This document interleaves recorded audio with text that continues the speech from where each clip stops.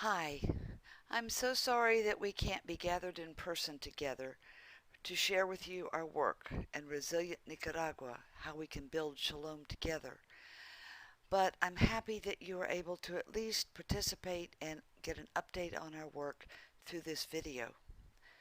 Do you ever feel like your head is going to explode from all the bad news you hear day in and day out? Do you feel like just blocking it all out? The wars, the caging of children fleeing their homelands in chaos, the mass shootings, the hurricanes, the scary diseases, the fires, tweets, kapow! Well, let's take a break from all of that and let's look at our little spot in the world where good people are doing good things. Let's take a moment from the horrors and look at a project that gives hope to many. Let's take this time and see how maybe we can build shalom, peace and wholeness together. Many of you followed the news 2 years ago about the political unrest that happened in Nicaragua from April through July 2018. And if you did, you're probably saying, I thought we were going to talk about hope and shalom. We are, because through that violence, the sanctions still imposed by the U.S. on Nicaragua, we at the Center for Development in Central America, a project of the Jubilee House community, have continued our work with our wonderful Nicaraguan co-workers at our projects just west of Managua in Ciudad Sandino. When gangs were incited to burn government buildings and to loot, our offices and our clinic went untouched. When businesses closed following violent opposition protests, our offices and clinics stayed open and served our patients. When nonprofit organizations were closing their doors and internationals were leaving the country, our staff looked to us in some fear. We said, we aren't going anywhere. They let out a sigh and continued to work. When opposition roadblocks that closed off the country became epicenters of violence, and when several on our clinic staff retired, other staff stepped up and treated patients as best they could.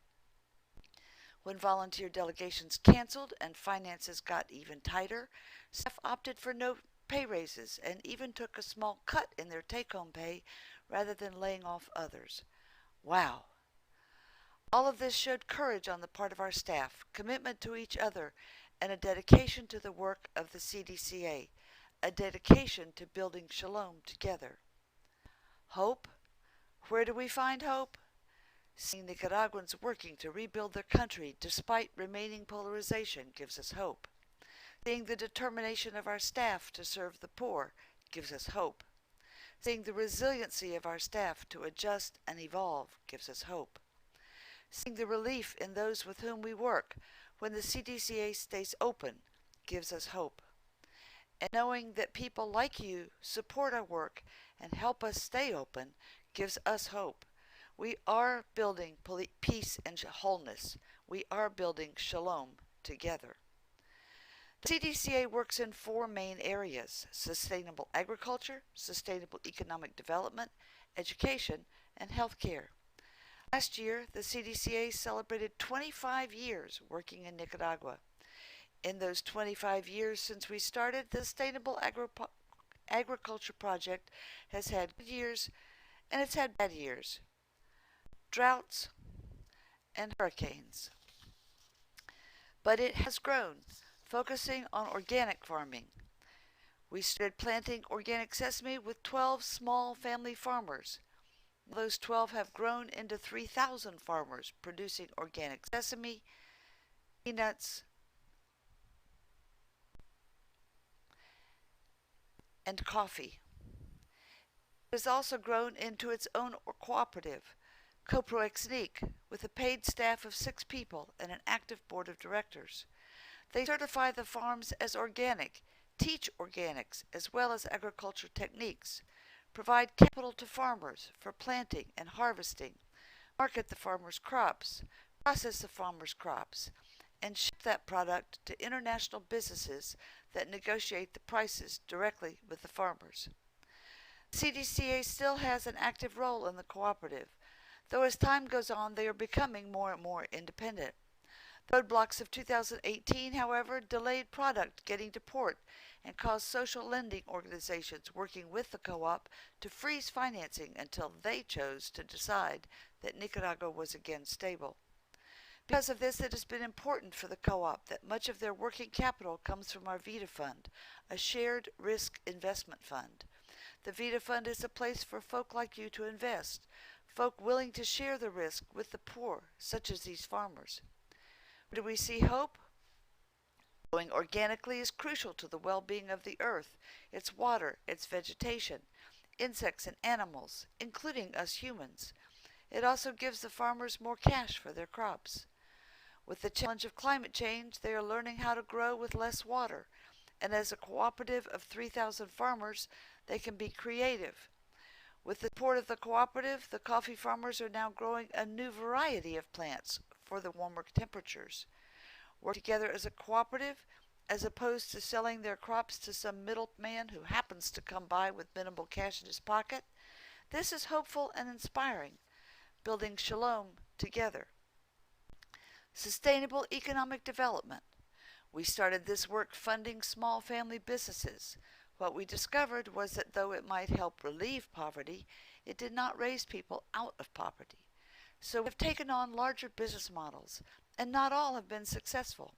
Some of these ventures have failed, some due to poor decisions and personal conflicts within a cooperative, others due to issues beyond the control of the co-ops, such as the drought that forced our cotton gin to close when that season's seed never germinated.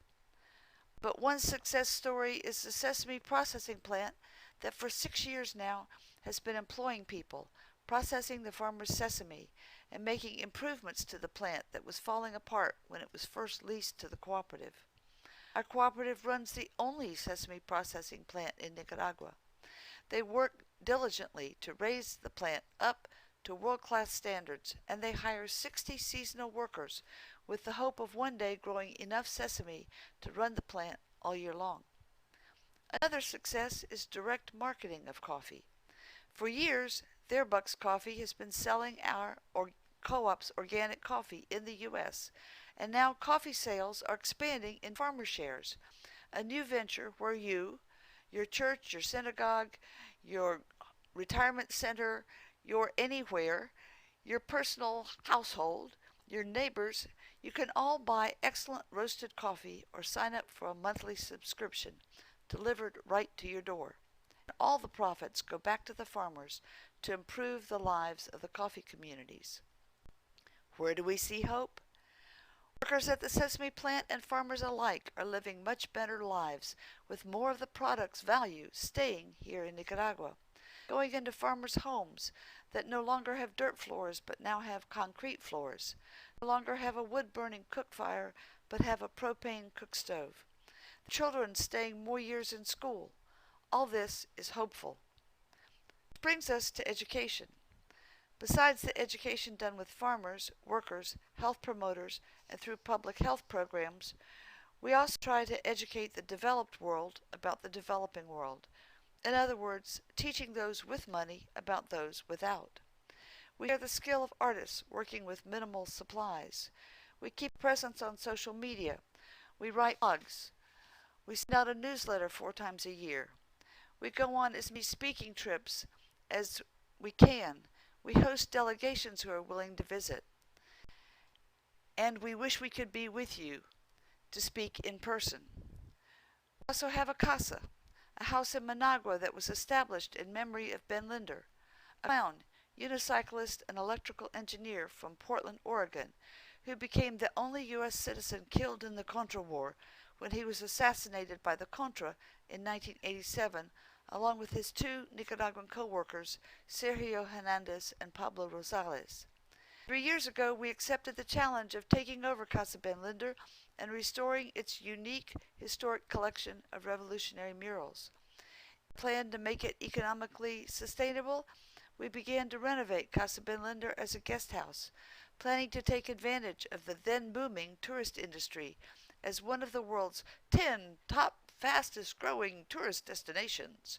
And we finished our first 2 beautiful rooms in April 2018, just when the violence kicked off and foreign tourists deserted the country, leaving our guest rooms empty. So we put our plans on hold and have struggled just to pay the bills. The unrest, however, opened other doors. Casa Ben Linder was able to host alternatives to violence workshops, and we are moving forward to provide this training to others. We made unexpected alliances with artists who found themselves struggling in the aftermath of the violence, and for 2 years now we have had monthly puppet shows for children, art classes for kids and adults alike, and an artisan shop in the casa. We've even hosted 2 diplomatic events for the Bolivian embassy. The casa has become a center of hope and solidarity, a diverse group of people dedicated to creating a beautiful space for art and community, building shalom together. And we now have enough guests coming with Airbnb, Booking.com, and Expedia to pay the monthly bills of the house. Casa Ben Linder is not taking from the CDCA's other projects. But it's not bringing money in for other projects either, which is our dream. We have space for 4 more rooms, enough to host small delegations, a cafe, and a solidarity museum. Our goal is to finish as many rooms as we can to increase stability, but we need help to do it. We're looking for donations or loans to renovate available space into 4 more guest rooms, and we're looking for volunteers to be able to travel and tourists to visit to be able to come down and fill those rooms. And finally, healthcare. Our over 25 years in Nicaragua, our healthcare service has expanded and evolved to meet community needs. When we first moved to Nicaragua, our healthcare consisted of hosting medical volunteers who came and held clinics in barrios and rural communities using whatever supplies they'd brought in their luggage. We also built simple health clinic buildings in 3 communities, providing locations for National MINSA medical staff to see patients monthly. Now we have built and run a health clinic in the neighborhood, the barrio called Nueva Vida, that was established after Hurricane Mitch hit Nicaragua in 1998. The neighborhood began as a refugee camp for 12,000 and is now a barrio of Ciudad Sandino, the city where CDCA is located. In a city that is growing to have its own identity, the Nueva Vida Clinic celebrated its 20th anniversary of service last year. The staff are dedicated to providing the best care they can. 4 years ago, an independent survey was taken in Nueva Vida to discover which clinic was preferred by the residents. Our clinic was chosen by an overwhelming 80%. Why?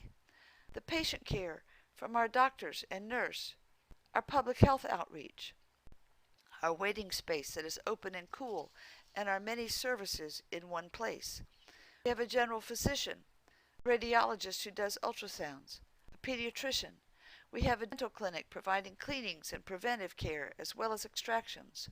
Also a laboratory, a pharmacy, a vision check and eyeglasses clinic, counseling services, a family planning program, a chronic care program for diabetics, those with heart and blood pressure issues, etc., a new mothers program, a teen girls program, a boys program, 30 volunteer lay health promoters led by our staff's full-time health promoter do patient home visits, surveys, and offer nighttime and weekend assistance from their own families' homes. Last year we provided all these services to 18,000 patients with just 14 people on staff, various Nicaraguan interns and volunteers, and a budget of only $250,000. Our contribute 60 Cordobas, less than $2, for a doctor's visit, tests, and medications. But after the unrest of 2018, the economy tanked, making even that small fee difficult for many. With the unrest, the U.S. State Department and other countries set a high travel alert still in place for Nicaragua, while other countries are lowering theirs. The impact of high travel alerts has damaged tourism dramatically. Big businesses closed their doors, owing back taxes which they left unpaid, compromising the country's economy. After years of sustained GDP growth, Nicaragua was expecting similar growth in 2018, but instead it experienced a 0.5% loss in its GDP, and the economy is still hurting in the face of ongoing sanctions. What does this mean? Nicaragua was and remains the second poorest country in the Americas and Caribbean. The government is struggling to find the funds to operate. The national budget has been slashed, which limits services available through the free universal health care, free education through university level that the government provides. But Nicaraguans are resilient. Not only did small businesses stay open and retain their employees at all costs, but we also saw micro businesses pop up spontaneously after the violence calmed. People selling cooked beans, cheese, fish, and a host of grilled chicken stalls which popped up along the highways that now sell up to 1,000 chickens a week. These kinds of small businesses have kept the economy afloat and are creating new jobs to begin to replace the 150,000 jobs that were lost in the economic crash of 2018. Ciudad Sandino, where we are, is the poorest and most densely populated city in Nicaragua. The neighborhood of Nueva Vida is one of the poorest barrios in Ciudad Sandino. The poor are suffering and struggling, so where do they get the 60 cordobas to see a doctor? Many don't, which is why we exonerate all costs for about a third of all our patients. The violence of 2018 was terrible, and yet out of this experience has also come unity. More Nicaraguans than ever are volunteering in the clinic, joining us to build shalom together. We're doing more home visits than ever, seeing the elderly and those who are struggling to keep their chronic conditions in check. Our dental clinic is busier than ever. But we have to be honest and say that we are struggling. Much of our work used to be accomplished with volunteer medical professionals from abroad and the funding that came with them. But with the travel alert remaining so high, and now with the coronavirus discouraging international travel, foreign volunteers are mostly still not coming. In 2017, our clinic received around $100,000 in funding help from 15 volunteer delegations and about $50,000 in medical donations. This year, that is down to practically zero, with just 3 small groups planned, one of which dropped out just this month because of virus travel restrictions, and that's the reason I'm not here with you today. We cut our CDCA staff budget in 2018 by 25% by not hiring replacements for those who retired, and our older U.S. staff who are eligible for Social Security have intermittently stopped receiving their stipends from the CDCA. We've also opted for cheaper and less comprehensive health insurance for our non-Nicaraguan staff below Medicare age. Our Nueva Vida medical staff has designed a third building at our clinic site, a building to provide the space to meet the community's yet unmet dreams. Funds were in hand in 2018 to finish it, with our scheduled volunteer help, when delegations of volunteers suddenly stopped coming. Instead of finishing construction, we were forced into the obvious but difficult choice to instead keep our Nicaraguan medical staff paid. All of this meant we have not cut programs like help to new moms, and we have not laid off staff. This is a miracle, and our donors have understood.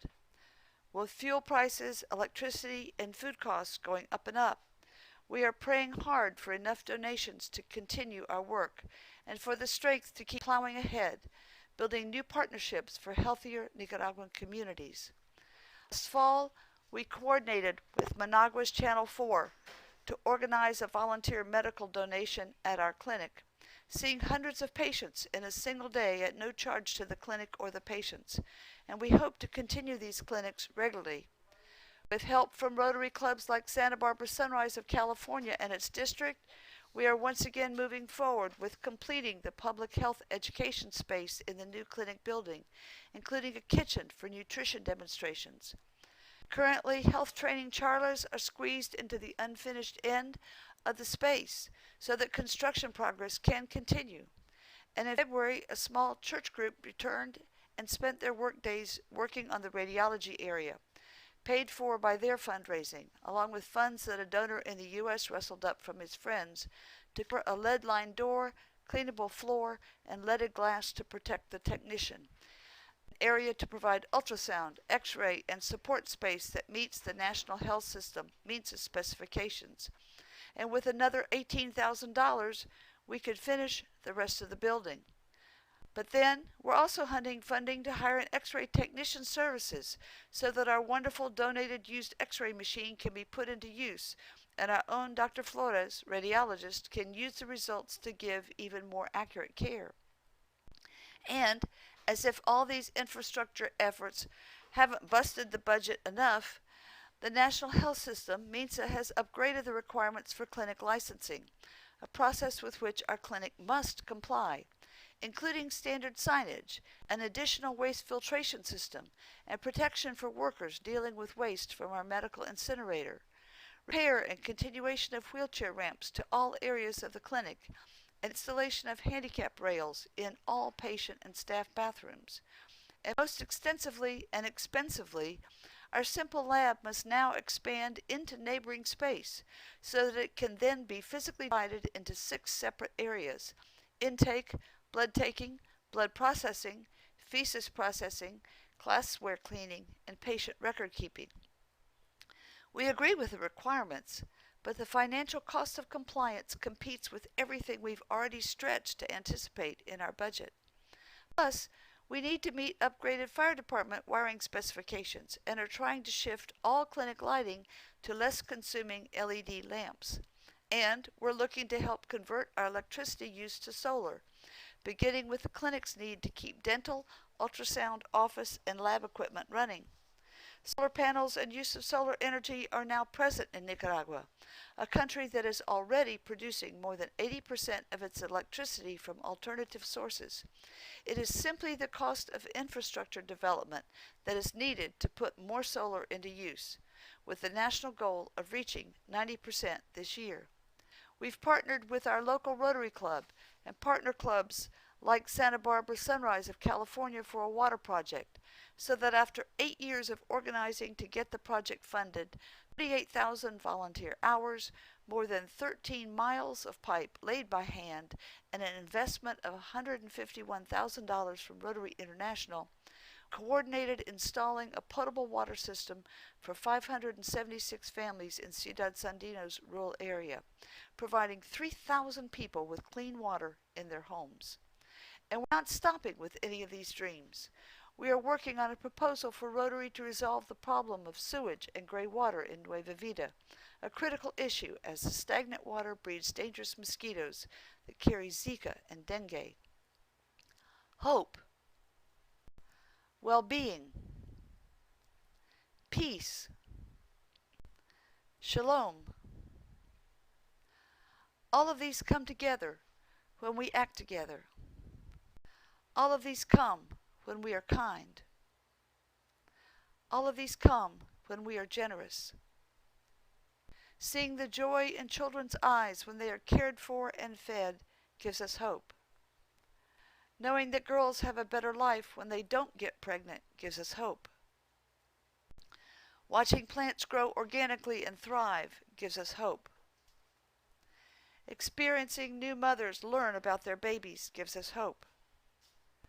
But we need your help, because together we bring hope, well-being, peace,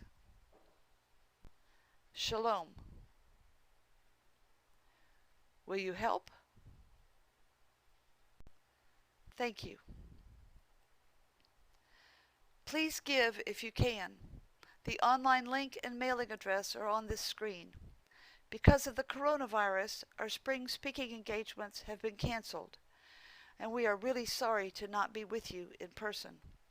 We are thrilled that you've gotten this update, but we are in dire straits without the funding our spring engagements usually produce. Please give. Thank you.